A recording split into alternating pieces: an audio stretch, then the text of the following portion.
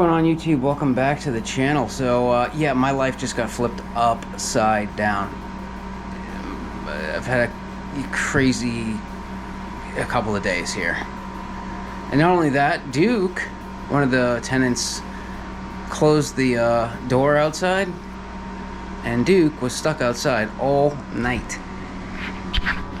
And once I realized what was happening, I found him outside, and he was tear-ass kitty, not happy. He was hangry. He was hungry and tired. And he is pooped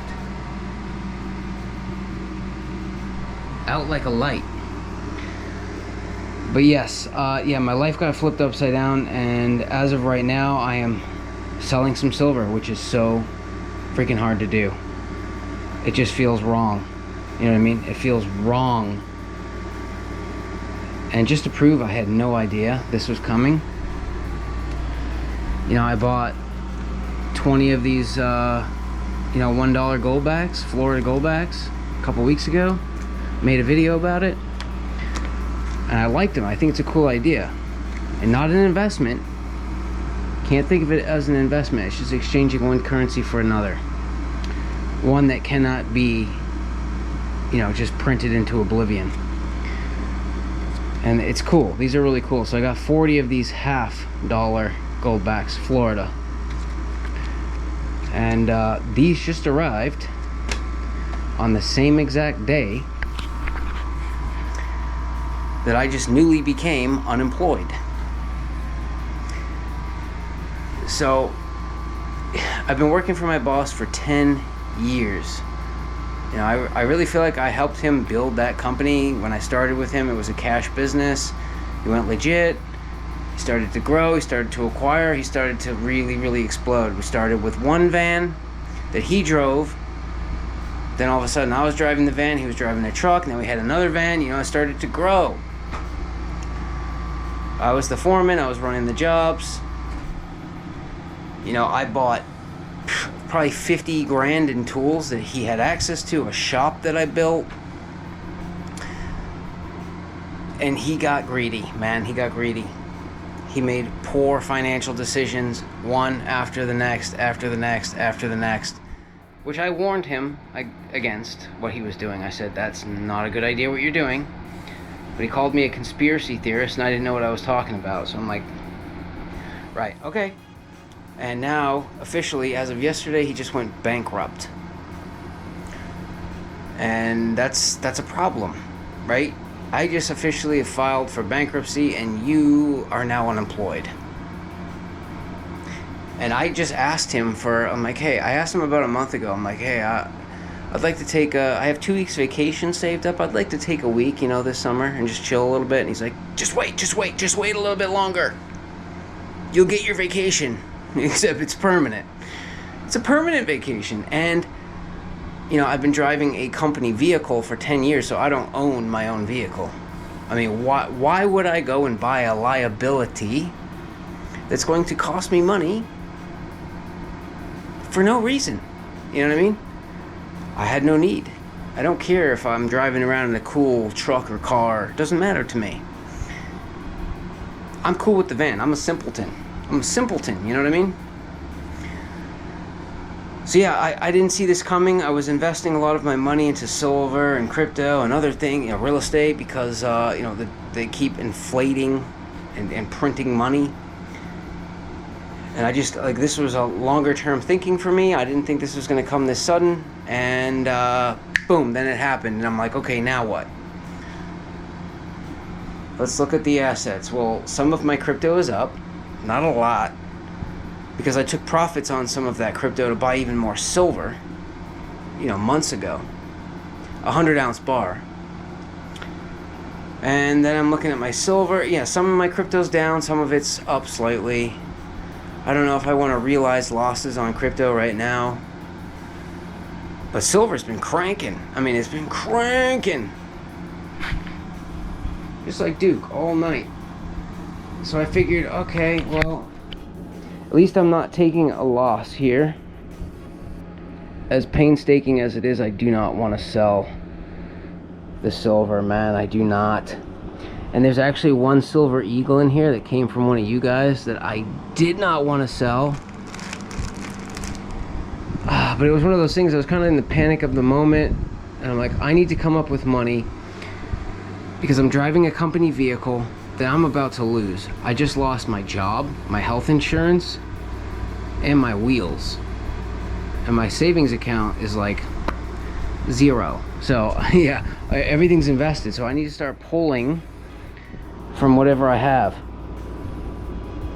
So basically the plan is, I have 201 ounces here, which one of these coins, which I'm going to explain, had sentimental value because it came from one of you guys. You know, I sent out a copper bar to somebody and they sent me a silver eagle out of the kindness of their heart. And yeah, I didn't want to sell that one because it was through the YouTube channel and I just, like, I wanted to keep it. But by the time we'll get into that. Once you make the deal with SD Bullion, it's done. There's no backing out. It is locked in. Even though they're not going to see the silver for like another 4 days. You know what I mean? So right now I'm trying to, basically we have 201 ounces here. With a mixture of like 5-ounce bars, a bunch of Canadian maples, some Mexican coins, American eagles, buffaloes. It was just all the coins because I felt like this was the most liquid stuff. Definitely the American eagles did the best on the back end, but you do pay a higher premium for them up front, so you got to factor that in. But yeah, I was looking to try to acquire 7,000 because I looked up the Kelly Blue Book of the van I'm driving and it says between 7 and 10. It's got issues, it's got some minor problems, but here's the thing. My boss bought that van with 11,000 miles on it, practically brand new. I've been the only driver. I've taken very, very good care of that truck.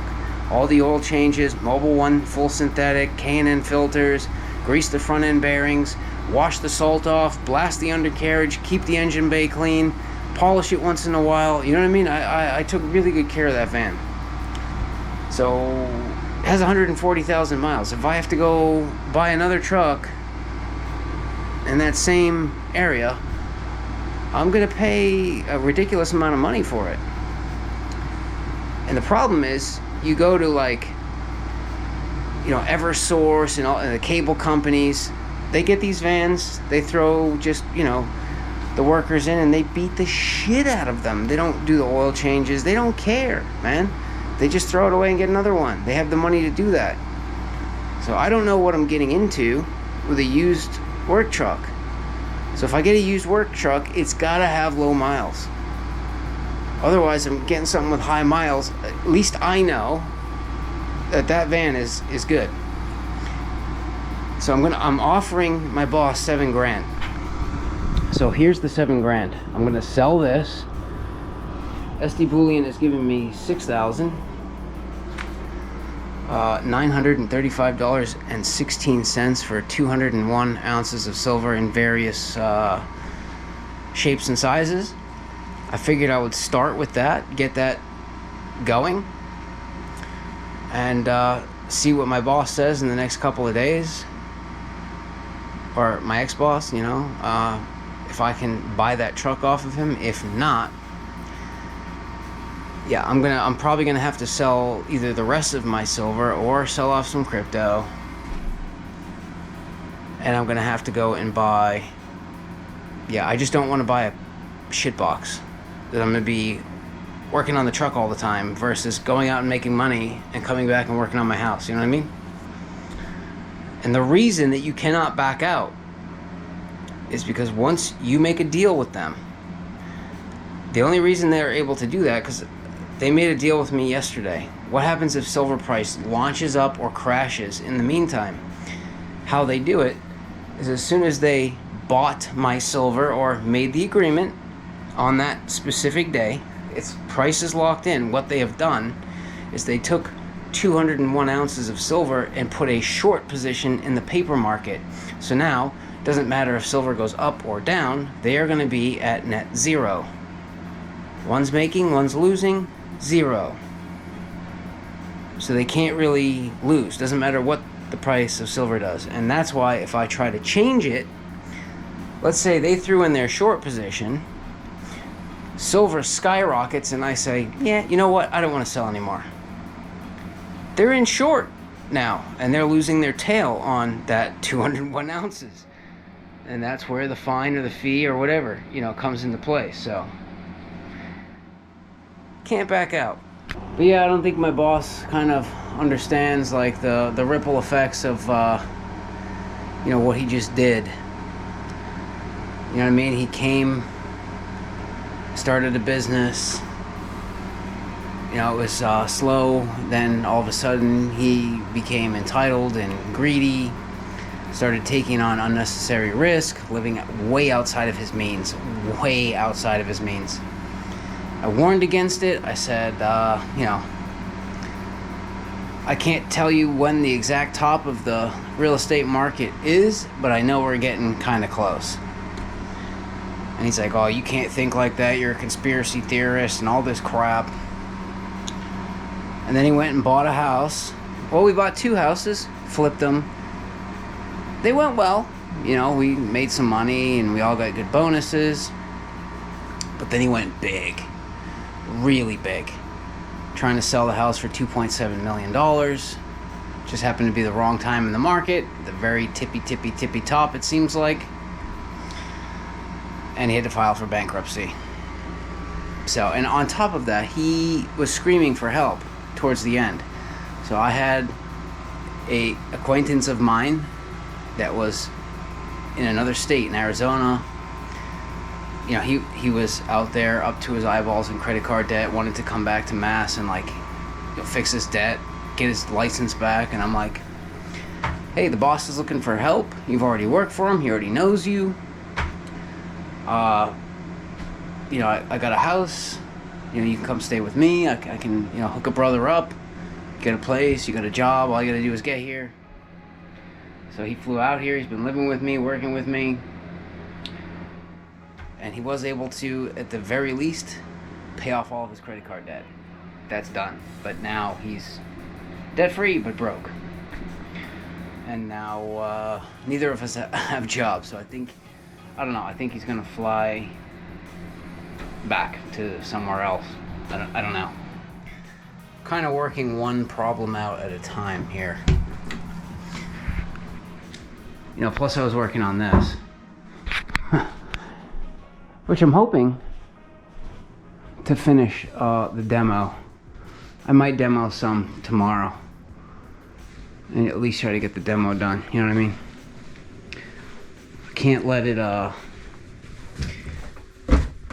slow me down or hold me back. I gotta just, keep plowing forward. And on top of that, we have, I've been chipping away at this.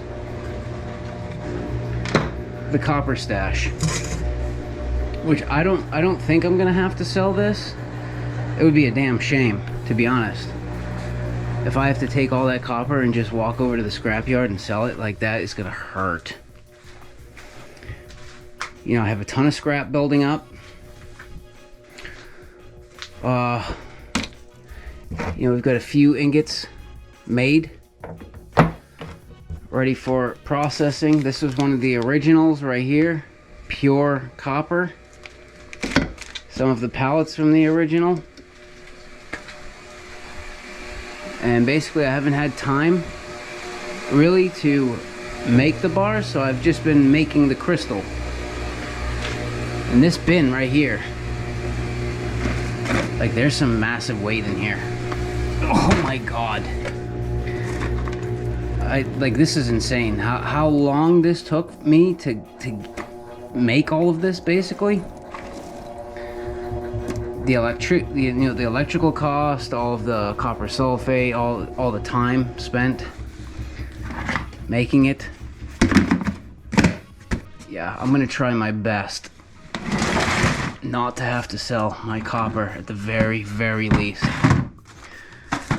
Still have a bunch of bars in the queue here, ready for processing. Some of the bars back here that, just were too impure for the process to work, so those will be, kind of cycled later.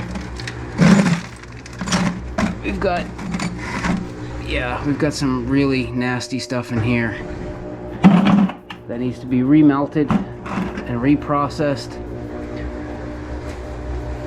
And yeah, these have been shut down for a couple of days because I haven't had time. Oh dude, look at that. Look at all that growth.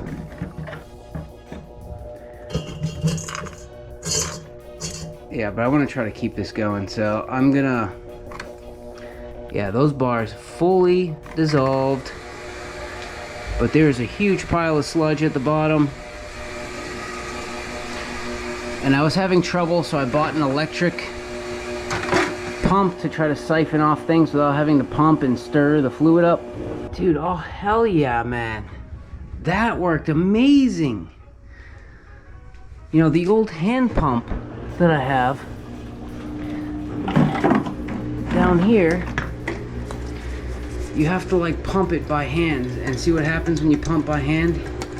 You're stirring the fluid, and as soon as you stir this stuff, all of the sludge, the impurities, get stirred up into the fluid, and then it becomes impossible, like literally impossible to filter this stuff out with our little vacuum filter set up here and these little micron filters. But this is battery powered, so I was able to just kind of start pulling from the top and slowly work down until I started to notice the blue change to like a green color, and then I shut it off. And that's what we're left with. Yeah, all the impurities, all the sludge, and just a tiny bit of copper sulfate. It's not worth trying to, you know, save all that. So that's going to be all washed out. These bars will go back in for further processing. We'll filter the fluid, set 2 new bars up in there, and it should be good for another 3 to 4 weeks. Just a little side note, this is kind of crazy. I used to think that, you know, I was getting different growth in one bin versus the other, always. I mean, this is ideal. This is what you're after. Nice and light and fluffy. You know, breaks off the wire super easy. It's just a pleasure to work with. But this, can you see a difference? Like, look at this. It's so hard and compact. I mean, look at this wire. It is a nightmare to break off.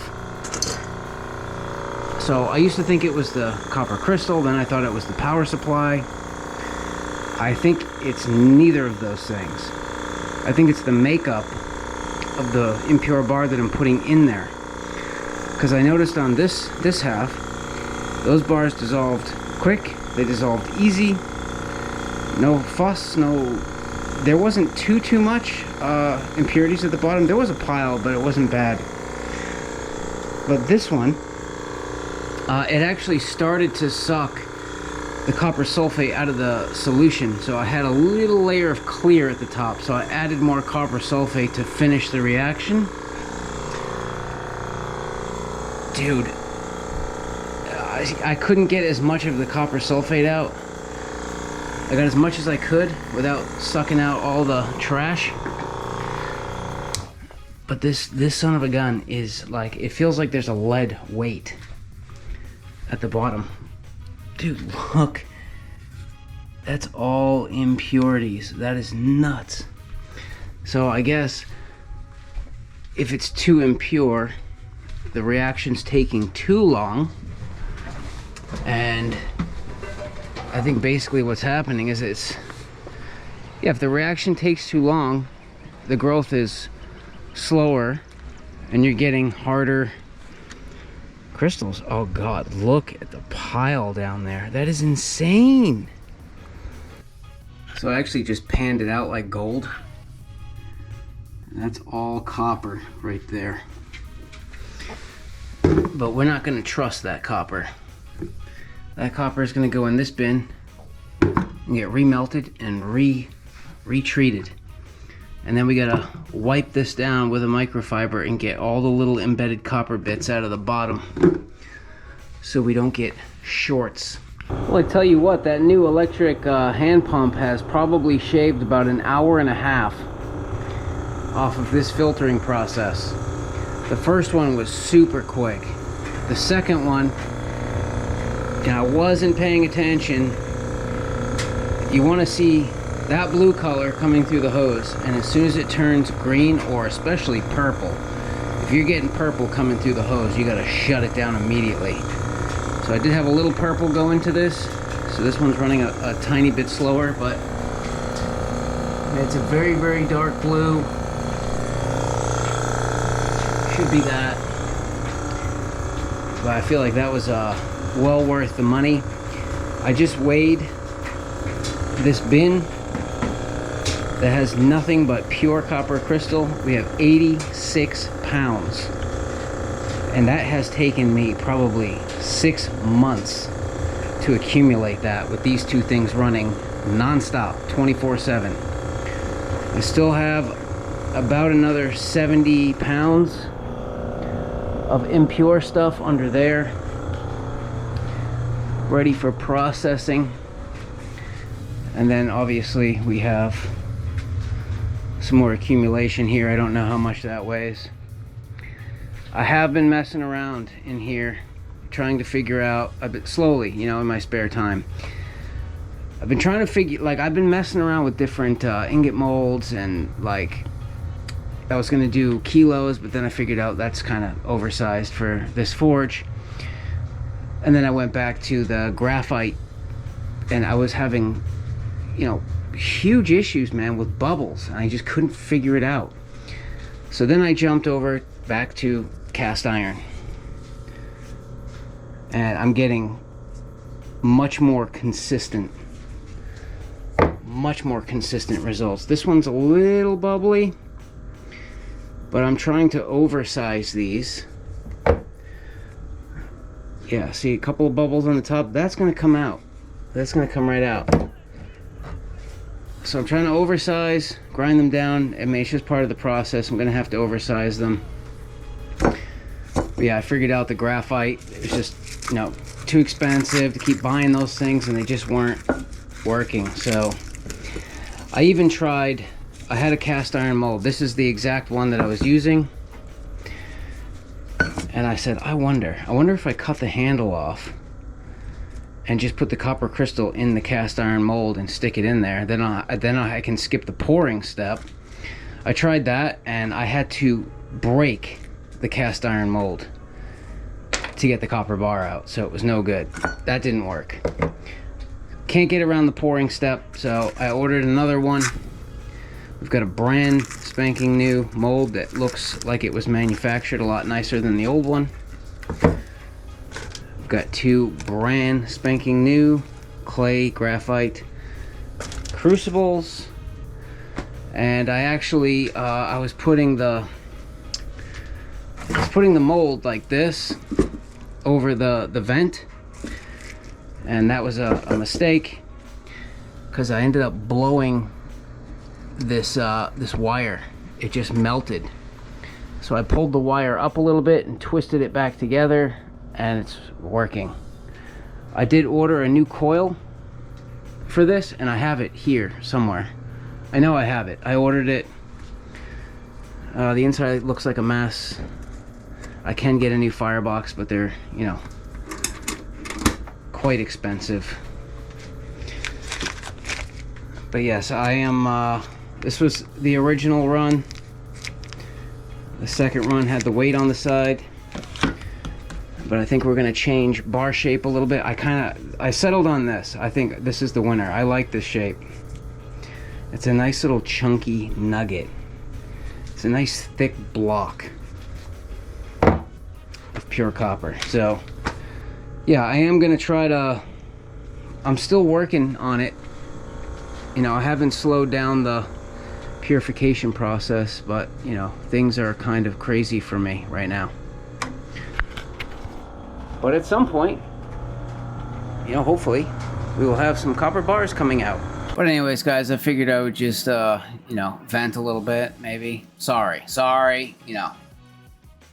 But I think, you know, this is a good lesson for me. It's a good lesson for a lot of people. I know there's probably hard times ahead for a lot of us, working class folks. Economy's a little shaky. There's kind of a little battle going on between Mr. Jerome Powell and the Trumpster there. Which, honestly, I do believe Jerome Powell is doing the right thing by not lowering interest rates. I know. Because if they lower interest rates immediately, that's going to hurt the working class even more. But it's one of those things you can't really point blame. It was this one, it was that one. I think it was a collective screw up here by our leaders. And it's one of those things, I look at what just happened. My boss comes here from another country, an immigrant, right? Opens up a business, was very, very, very humble in the beginning. And then got complacent, got greedy, felt like he was better than everyone else. And then karma came and bitch slapped him in the face. Wake up, buddy. And it sucks to watch. So I think we need to stay humble, help others if we can. And this is why this is what I've been trying to kind of preach on my channel is preparedness. Following the markets, following the charts, following cycles, and trying to learn as much of that as we can. Invest.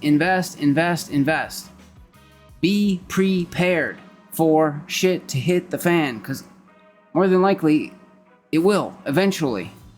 And it just hit the fan in full force for me. I'm gonna get splattered in shit. Hopefully I can barge through it, come out somewhat clean on the other side with no pink eye, and that would be pretty much all I could ask for. You know what I mean? See you later.